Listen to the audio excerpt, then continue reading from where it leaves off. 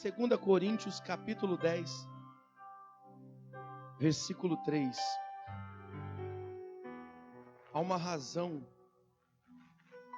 para a Bíblia ensinar que os tímidos, entre outros, não herdarão o reino. Porque a timidez, ela é uma reação emocional do ser humano. Está dentro da gente. Não só a timidez, como tantas outras coisas. Mas a Bíblia ensina, e isso é o que está escrito, que a fé sem obra, ela é morta. E a obra da fé é quando você coloca em atividade aquilo que foi dito, aquilo que foi lido. Eu já ouvi muita gente, você já deve ter escutado também em algum momento, alguém dizer assim: eu não leio a Bíblia porque eu não consigo entender o que está escrito ali. Eu não consigo entender.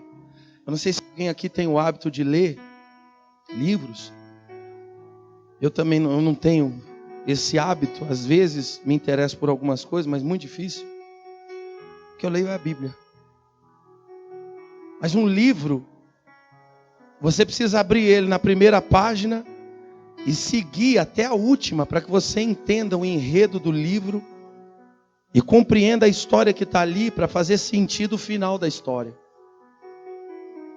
A Bíblia não é assim que se lê. Não adianta você abrir em Gênesis e começar a ler a Bíblia. Você pode até fazer essa leitura. Você vai adquirir conhecimento do que está escrito. Mas o que vivifica, o que faz acender, o que faz fortalecer, o que ergue do pó, não é a letra, é o Espírito. Jesus falou isso. O Espírito é o entendimento, é a compreensão daquilo que Deus está falando. Quem está entendendo alguma coisa, por gentileza? E cada versículo fala por si, cada passagem, ela traz uma lição, ela traz um ensinamento. Cada palavra que está inserida ali, ela traz para a gente algo que, quando entra dentro do coração da gente, transforma todas as coisas, todas elas. E aqui no versículo 3 do capítulo 10, quem encontrou, diga amém. Diz assim, ó: porque embora andando na carne, não militamos. Essa palavra militamos, ela quer dizer luta, combate, empenho, esforço, trabalho. Não militamos segundo a carne, porque as armas da nossa milícia, do nosso exército, não são carnais. Não adianta a força do braço. As situações que o conhecimento da gente leva a gente longe. Você estudar muito, se a pessoa estudar muito, se empenhar, ela vai se tornar um grande advogado, um grande médico, um grande engenheiro, um grande profissional. Ela vai para frente, ela vai ter um conhecimento diferenciado, que ela se aplicou ali e tal. Mas essa é a força dela. Mas no que diz respeito aos problemas da vida, e ao superar essas dificuldades, ao se manter de pé, ao permanecer firme, diante de coisas que vêm para tentar destruir a gente, enfraquecer a gente. Essa cadeira vazia que você está vendo aí, por exemplo, é alguém que foi vencido por um pensamento, foi vencido por uma ideia, foi vencido por uma palavra que aceitou, venha da onde vier, do cansaço. Porque se alguém trabalhou e está cansado, existe alguém aqui dentro que trabalhou e está cansado também. Mas entendeu ser mais necessário ouvir o que Deus tinha para dizer através da palavra, não porque o pregador está pregando, mas porque você veio com esse propósito no seu coração. Quem está compreendendo? Porque é impossível que Deus não fale com você ou comigo. Pode ser que nós não tenhamos o desejo de ouvir, mas que Ele fala, ouve aquele que quer.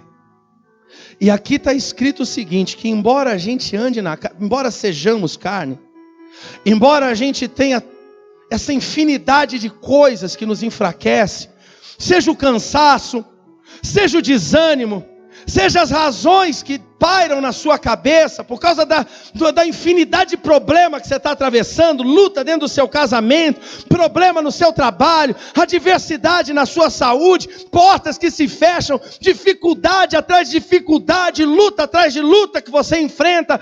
Às vezes você acha que pronto, agora consegui, nada vai mais atrapalhar, e daqui a pouco levanta outra tempestade ali, e aquilo ali bate com força e parece que vai tirando da gente a vontade. Ele está dizendo que embora a gente viva nisso, a gente enfrente isso, a gente tem que passar por isso, as armas que a gente usa, as armas que estão à nossa disposição, elas não são carnais, elas são espirituais. Está escrito aí, ó, no 4, porque as armas da nossa milícia, do exército que luta a nosso favor, não são carnais, e sim poderosas em Deus, para destruir fortalezas e anular sofismas. Essa palavrinha aqui, ela é meio chata, ela é esquisita, não é costumeira, a gente não costuma falar ela. Bom, eu não costumo, mas ela significa o engano, a arte de enganar, de persuadir, a arte de achar, por exemplo, que a falta de vontade que às vezes bate em você é o diabo tentando te parar. O diabo, ele pode agir por fora, dentro ou pelo meio, né, pelas coisas que nos cercam. Mas a decisão quem toma é você. Se de um lado o diabo sugere que você, que as pessoas parem, do outro lado Deus está também sugerindo, continua, persevera, vai em frente. Se você não desistir, vai dar certo. Se você não deixar para trás, se você não abandonar, se você não abrir mão, lá no final, vem a tempestade que vier, o problema que vier, não importa o que se levantar, a minha palavra foi dada e no final você verá a resposta, você terá a vitória. Foi assim com todos os que creram, mas é preciso crer. A única coisa que nós vamos ensinar aqui, que a gente vai conseguir transmitir para você, é a palavra de Deus. Que só vai funcionar quando você sair por essa porta aí fora e passar a viver ela, confiar nela. Porque nós temos armas para destruir tudo que venha contra nós, tentar desanimar o nosso coração, como muitos. E uma sugestão maligna que você permita que entre, uma ideia de fraqueza que você permite que entre, venha permitir que entre dentro do teu coração, no teu pensamento, pode contaminar toda a tua caminhada. E eu estou falando isso com conhecimento de causa. Semana passada eu conversava com alguém que a gente ama demais. E vinha uma caminhada firme dentro da igreja. E quando você falava com essa pessoa, tá firme, irmão? Firme. Tá firme, na rocha. E aí, como é que tá? Tá na fé, sempre uma palavra. Um dia eu fiz uma pergunta. Eu falei, vem cá, como é que estão as coisas? Olha, no trabalho está tudo excelente, graças a Deus. Em casa está uma maravilha, o casamento está tudo bem. Espiritualmente eu não estou muito bem não, mas eu vou ficar. Eu falei, você me desculpa, mas então você não está bem em lugar nenhum. Porque a base de tudo é o espírito, é o espiritual. Quando uma pessoa não está bem espiritualmente, ela não está bem mais nada. Ela está sendo enganada por ela mesma. Ela não consegue nem enxergar. Imagina uma construção dessa sem sapatas, sem vigas, sem alicerce. Já teria desabado há muito tempo. E assim é a vida dessas pessoas. Assim é construir na areia. Hoje não consegue vir na igreja. Não consegue, não é só aqui. Porque pode ser que aqui, eu não gostei do jeito que esse pastor fala. É um direito seu, você pode não gostar. A gente não consegue agradar todo mundo.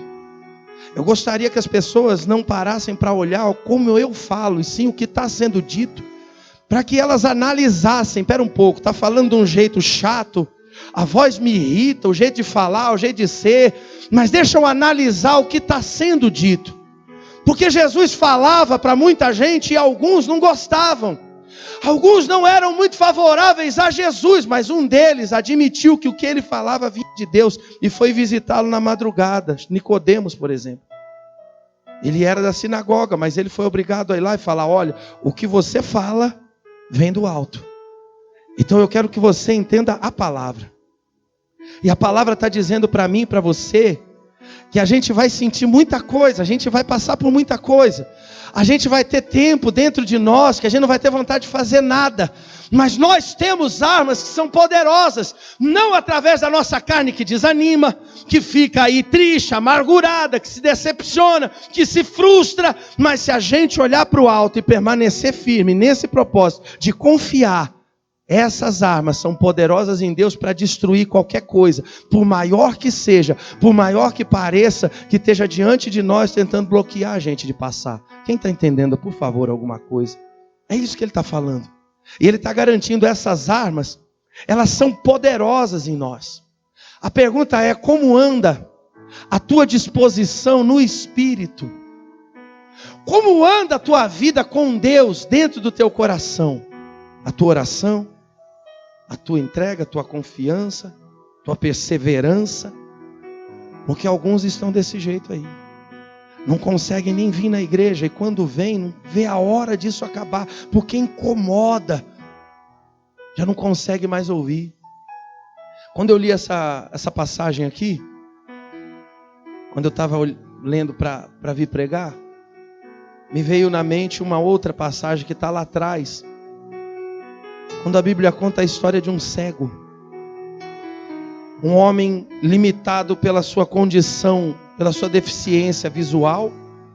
Um homem debilitado pela sua consciência econômica, porque era um mendigo, estava sentado à beira do caminho. A maioria de vocês conhece a história. Um homem que ninguém queria chegar perto, ele carregava uma capa em cima dele que, acredito eu, que não devia ter um cheiro muito bom, ninguém queria estar perto, ninguém estava olhando para ele. Um homem que fisicamente, humanamente falando, não tinha razão nenhuma para acreditar em mais nada na vida. Mas ele ouve um barulho, ele entende, ele percebe uma oportunidade. Jesus está passando. Ele começa a gritar. Quando ele identifica que é Jesus, quando ele pergunta e alguém fala: é Jesus o Nazareno que está vindo aí, ele começa a gritar. Ele começa a se esforçar, ele começa a lutar, a fazer uso de armas que aos olhos de todo aquele povo que estava em volta não ia levar ele a nada. Porque a primeira coisa que as pessoas falam é para ele ficar quieto, para ele parar. Alguém foi vencido por esse desânimo hoje. Alguma voz gritou lá dentro: você está cansado? Olha, hoje não vai fazer, hoje vai amanhã, vai depois. Será que amanhã vai ter força para fazer? Porque a oportunidade da vida da gente está passando, é hoje, é agora. A gente tem que aproveitar o que está acontecendo, é agora. Porque para quem se distanciou, o amanhã fez com que nunca mais retornasse na igreja e não encontra força. E tá a gente toda hora mandando mensagem: vem, estou esperando, é hoje, olha o culto é agora, a gente vai orar, quer que vai aí, a gente vai na sua casa, a gente faz uma campanha, vamos aí orar, vamos ungir. E a resposta é só não. E é um não, sempre seguido de alguma coisa, alguma história para suprir, alguma história para preencher, alguma história para convencer, não a mim, mas a si mesmo. Não, eu não faço por causa disso. Quer dizer que, como não anulou as coisas que convencem, as fortalezas que impedem, elas se tornaram fortes. Quem está entendendo alguma coisa? Eu estou falando de desânimo, gente. Eu estou falando de coisa, sentimento que bate em mim, bate em você, bate em todos nós. E não interessa o lugar da igreja que a gente esteja, seja em cima do altar, seja na cadeira. Título não faz ninguém melhor do que ninguém. Quando Deus olha, Ele olha todo mundo igual. Pelo contrário, o título faz é atrapalhar, porque às vezes, por causa do título, a gente pensa que está mais perto, e na realidade, a gente está distante demais. Está dando para compreender? E as pessoas gritavam para ele: fica quieto, cala a boca. Alguém falou para ele: ele não vai mais te ouvir, porque ele já está longe. Ou seja, estavam tentando convencê-lo de todas as maneiras a parar. E o interessante é que eu e você, na nossa vida, e dentro das respectivas circunstâncias que a gente vive, Essas vozes falam com a gente todos os dias, tentando parar a gente de alguma maneira. Mas a palavra está dizendo que nós temos armas. A tua oração é uma arma infalível e Deus, Ele ouve. A palavra de Deus dentro de você é uma arma extraordinária que te fortalece e faz você continuar. Faz você seguir em frente e saber que por mais difícil que esteja agora, lá na frente, eu vou chegar onde Ele prometeu que eu chegaria, aonde Ele tem preparado para mim. Está dando para entender o que eu quero dizer? A Bíblia ensina, dá referências e fala para a gente não parar. Mas esse não parar depende do dia a dia. O pão nosso de cada dia, um dia que você não se alimenta, é um dia que você se enfraquece. E é justamente na fraqueza que a gente cai. É justamente na fraqueza que a gente debilita. Você quer ver um exemplo? Eu já vou encerrar por aqui. A gente está vivendo aí uns dias difíceis com esse negócio de coronavírus para lá, coronavírus para cá. É problema, é doença. E a gente tem ouvido muito falar sobre o grupo de risco. Você já ouviu falar disso? O que quer dizer o grupo de risco? São as pessoas mais propensas, mais abertas a serem atingidas por esse vírus. Ou seja, elas têm a fraqueza. Quem já tem problema respiratório, cardíaco, quer dizer, ela tem alguma debilidade, existe alguma fraqueza, e é nessa fraqueza que o vírus consegue penetrar, entrar, se alojar. Imagina isso espiritualmente falando. É aí que o desânimo bate. E gente com título, gente que veste uniforme, mas de repente não deu para estar, não deu para fazer, não aguentei. Hoje não, mas amanhã. Não deixa para amanhã não, porque amanhã pode te levar para muito distante e depois você não conseguir voltar. Usa as armas que você tem para destruir o mal que está tentando te atrapalhar hoje, porque a força de Deus está dentro de você hoje. O cego continuou gritando, e quanto mais falavam para ele se calar, mais ele gritava para que Jesus o ouvisse, mais ele tentava chamar a atenção de Jesus. Até que num determinado momento, eu não sei, a Bíblia não fala se Jesus estava perto, se estava longe, se estava muito distante, pouco distante, se estava na frente dele. O fato é que Jesus parou, mandou chamar. Agora, fica de pé no seu lugar, por favor, por gentileza. Feche os seus olhos. Se você puder e desejar, coloca a mão no seu coração.